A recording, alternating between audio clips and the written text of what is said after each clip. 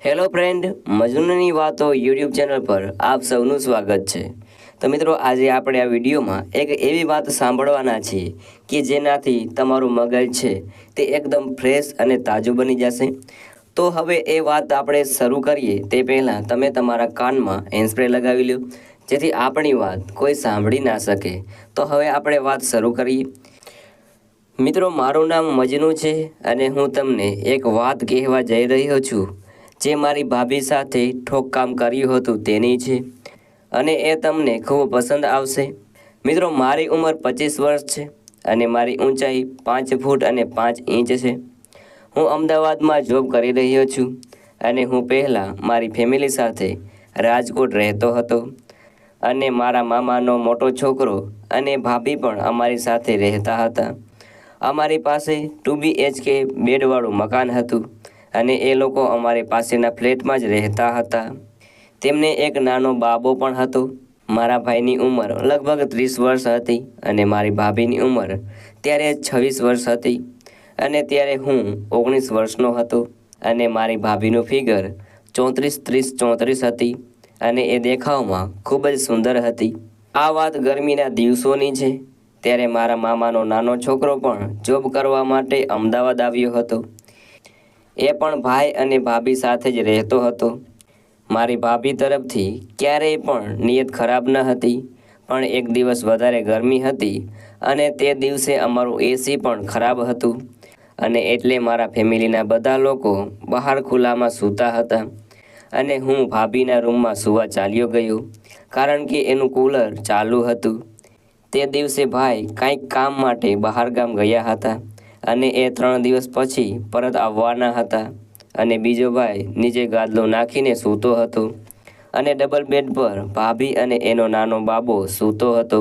હું કૂલરની સામે ખુલ્લી જગ્યામાં સૂઈ ગયો અને અમે 9 વાગ્યે સૂવા લાગ્યા હતા। પછી 12 વાગ્યે મારી નીંદર ઉડી ગઈ અને મારા પર જુનૂન ચડવા લાગ્યું અને મને મૂઠ મારવાનું મન થવા લાગ્યું। હું એક અઠવાડિયામાં લગભગ 4 વખત મૂઠ મારતો હતો, કારણ કે મારી કોઈ ગર્લફ્રેન્ડ હતી નહીં અને મેં કોઈ સાથે ઠોકકામ કર્યું પણ ન હતું, એટલે મૂઠ મારીને કામ ચલાવતો હતો। પણ મેં મૂઠ મારવાની પહેલાં ઉઠીને જોઈ લીધું કે કોઈ જાગી તો નથી રહ્યું ને, તો બધા આરામથી સૂતા હતા। પછી મેં જોયું કે ભાભીનું અડધું સંતરું બહાર નીકળેલું હતું અને મારો મૂડ ખરાબ થઈ ગયો અને હું સૂઈ ગયો। થોડીવાર વિચાર કરવા લાગ્યો તો મને એને અડવાનું મન થઈ ગયું। પછી મેં ખૂબ વિચાર કરીને મારો ડર થોડો દૂર કરી નાખ્યો અને ધીરે ધીરે આગળ વધવા લાગ્યો। પહેલાં મેં મારા ભત્રીજા ઉપર હાથ રાખ્યો અને ધીરે ધીરે બીજી બાજુ લઈ ગયો જ્યાં ભાભી સૂતી હતી। પછી મારો હાથ તેના પગમાં વાગ્યો અને હું ત્યાં જ ઊભો રહી ગયો। મેં પછી મારો હાથ આગળ વધાર્યો અને મારા હાથ તેના ખંભા સુધી પહોંચી ગયો। હવે હું પાછો રોકાઈ ગયો, જેને કારણે ભાભી જાગી જાય તો પણ એને એમ લાગે કે મારો હાથ નીંદરમાં એના ઉપર આવી ગયો હશે। થોડીવાર પછી મેં મારો હાથ ત્યાં જ નાખ્યો જ્યાં તેના સંતરા મને દેખાતા હતા, અને ભાભીએ બ્રા પણ પહેરી નહોતી, એ કારણે મારો હાથ સીધો એના સંતરા પર ગયો। ત્યારે ભાભી થોડી હલી તો મેં મારો હાથ ત્યાં જ રાખ્યો અને સૂતો રહ્યો। પછી 5 મિનિટ પછી મને લાગ્યું કે બધું નોર્મલ છે, તો મેં મારો હાથ ધીરે ધીરે એના સંતરા પર ફેરવવા માંડ્યો। પછી મેં જોયું કે ભાભી હજી સૂઈ રહી છે, તો મને હજુ હિંમત આવી ગઈ। પછી મેં મારો હાથ ત્યાંથી કાઢીને ભાભીની સલવાર પર લઈ ગયો। પછી મેં મારી આંગળી પણ એની સલવાર ઉપરથી તેની પરી પર રાખવાનો પ્રયત્ન કરવા લાગ્યો અને એની પરીને મારી આંગળીથી શોધવા લાગ્યો। તેની પરીને શોધવા માટે મને 1 મિનિટ લાગી। પછી મેં મારી આંગળી તેની પરી પર ધીરે ધીરે ફેરવી। ભાભીએ અચાનક એના પગ ખોલી નાખ્યા। મને લાગ્યું કે ભાભી ઊભી થઈ જશે અને મને મારવા માંડશે અને હું ફસાઈ જઈશ, પણ ભાભીએ મારો હાથ પકડ્યો અને એની તરફ મને ખેંચવા લાગી। મને સમજાઈ ગયું કે ભાભી જાગી ગઈ છે અને એ અત્યાર સુધી મજા લઈ રહી હતી। પછી હું ધીરેથી ઉઠીને ભાભી પાસે ગયો અને એને હગ કરી અને કિસ કરવા લાગ્યો। હવે ભાભી એકદમ ગરમ થવા લાગી હતી અને જોર જોરથી શ્વાસ લેવા માંડી હતી। પછી એણે મારું પેન્ટ કાઢી નાખ્યું અને મારો પોપટ પકડીને ધીરે ધીરે હલાવવા લાગી।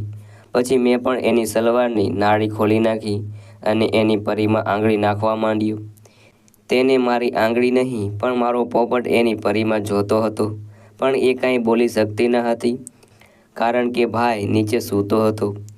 હવે બીજી બાજુ જઈને સૂઈ ગઈ અને એનું પછવાડું મારી તરફ કરી નાખ્યું, જેથી કરીને હું એને પાછળથી ઠોકી શકું અને મારો પોપટ એની પરીમાં નાખી શકું. પછી મેં વિચાર કર્યો કે અત્યારે નાખ્યો તો પૂરા રૂમમાં અવાજ આવશે અને ભાઈ જાગી જશે. પછી મેં મોબાઈલમાં ટાઈમ જોયો તો ત્યારે 3 વાગ્યા હતા.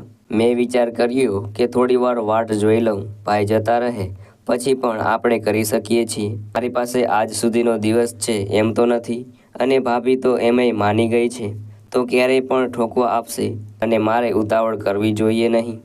પછી હું બીજી બાજુ જોઈને સૂઈ ગયો અને ભાભી મને એની તરફ ખેંચવા માંડી. મેં ભાભીને ધીરેથી બોલીને સમજાવ્યું અને એ સમજી ગઈ, અને પછી મને ક્યારે નીંદર આવી ગઈ એ મને પણ ખબર ના પડી. પછી સવારે ભાઈ ગયો અને ભાભીએ દરવાજો બંધ કર્યો અને એ મારી પાસે આવીને મને જગાડવા માંડી. તો હું જાગ્યો અને એને જોઈને મારો પોપટ એકદમ મોટો થઈ ગયો. હું તો સૂઈ ગયો હતો, પણ ભાભી સૂઈ શકી ન હતી. એ તો બસ સવાર થવાની અને ભાઈની જવાની વાટ જોઈ રહી હતી. પછી મેં એની સલવાર ખોલી અને એણે મારું પેન્ટ કાઢી નાખ્યું, પણ મારી પાસે કોન્ડમ ન હતું. મેં ભાભીને પૂછ્યું કે કોન્ડમ છે કે? તો એણે જલ્દીથી કબાટમાંથી કોન્ડમ કાઢી મને આપ્યું અને મેં એને ચડાવી લીધું. તો ભાભી મારા મોટા પોપટને જોઈ રહી હતી. કદાચ મારો પોપટ મારા ભાઈના પોપટ કરતાં વધારે મોટો હશે. અને પછી ભાભી એના પગ પહોળા કરીને સૂઈ ગઈ અને હું એની ઉપર સૂઈ ગયો. મેં પોપટને એની પરીમાં પહેલાં અડધો નાખ્યો અને પછી જોરથી ધક્કો મારીને આંખો નાખી દીધો. તો ભાભીના મોંમાંથી થોડી ચીસ નીકળી ગઈ અને એણે મને જોરથી પાછળ ધકેલી દીધો. પછી મેં એને પૂછ્યું કે શું થયું? તો એ બોલી કાંઈ નહીં. પછી હું એને ધીરે ધીરે ધક્કા મારીને ઠોકવા લાગ્યો અને પછી ધીરે ધીરે જોરથી ધક્કા મારવા લાગ્યો. હવે ભાભી પણ એની પરી ઉપર નીચે કરીને મને મદદ કરવા લાગી હતી અને મજા માણતી હતી. હવે ભાભીને પણ ખૂબ જોશ આવી ગયો હતો. પછી ભાભી મારા ઉપર આવી ગઈ અને મારો પોપટ એની પરીમાં ઉછાળી ઉછાળીને લેવા માંડી. હું એના સંતરાને જોર જોરથી દબાવી રહ્યો હતો અને અચાનક એનું શરીર કડક થવા લાગ્યું અને એની પરી એકદમ ગરમ થવા લાગી.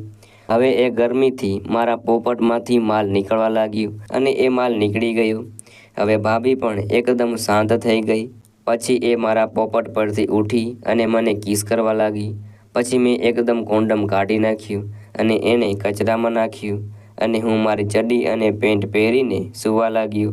પછી ભાભીએ એના કપડાં પહેર્યા અને એ નાહવા માટે ચાલી ગઈ.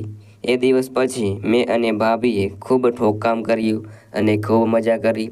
તો મિત્રો, તમને આ મજનૂની વાત સારી લાગી હોય તો વિડીયોને લાઈક કરજો અને ચેનલને સબસ્ક્રાઈબ કરી દેજો. તો મિત્રો, આજ માટે એટલું બસ. મળીએ નવા વિડીયોમાં નવી વાત સાથે. ત્યાં સુધી bye. Thank you. Take care.